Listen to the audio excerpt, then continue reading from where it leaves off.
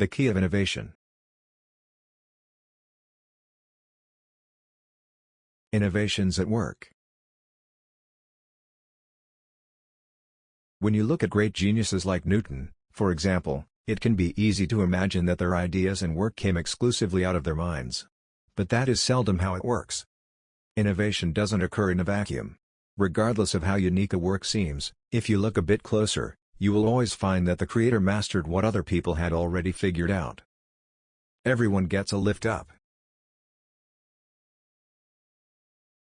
Get to see further than our predecessors, not because we have a greater vision or greater height, but because we're lifted on their gigantic stature. There are giants in every field. Don't let them intimidate you. Take from anywhere that resonates with you and inspires or fuels your imagination. Build upon it and improve it. Doing this will make your work authentic. Authenticity is invaluable, originality is non-existent. The not invented here syndrome. Not invented here syndrome is a term for situations when we avoid using ideas, products, or data created by someone else, and instead develop our own even if it is more expensive, time-consuming, and of lower quality.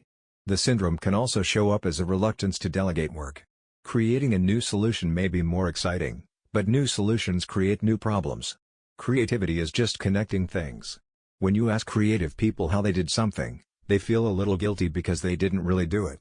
They just saw something.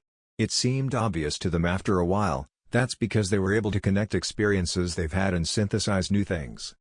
Steve Jobs. Building on other inventions. Steve Jobs is often shown as a revolutionary figure who changed how we use technology. In reality, he stood on the shoulders of the many unseen engineers, students, and scientists who worked for decades to build the technology he improved upon.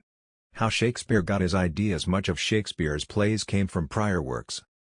Hamlet took inspiration from Gesta Danorum, a 12th-century work on Danish history by Saxo Grammaticus, consisting of 16 Latin books.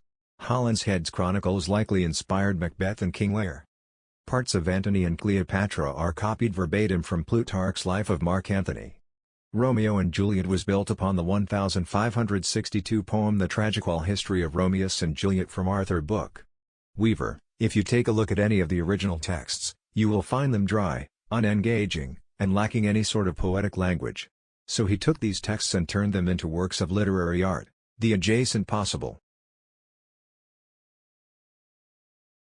Why can't people come up with their own ideas?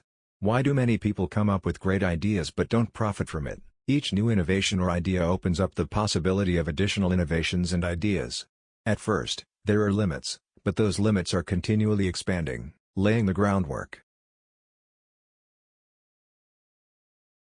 Technology, art, and other advances are only possible because someone else has laid the groundwork. Shakespeare could write plays because other people had developed the structures and language that became his tools. What new doors can you open, based on the work of the giants that came before you? What opportunities can you see that they couldn't?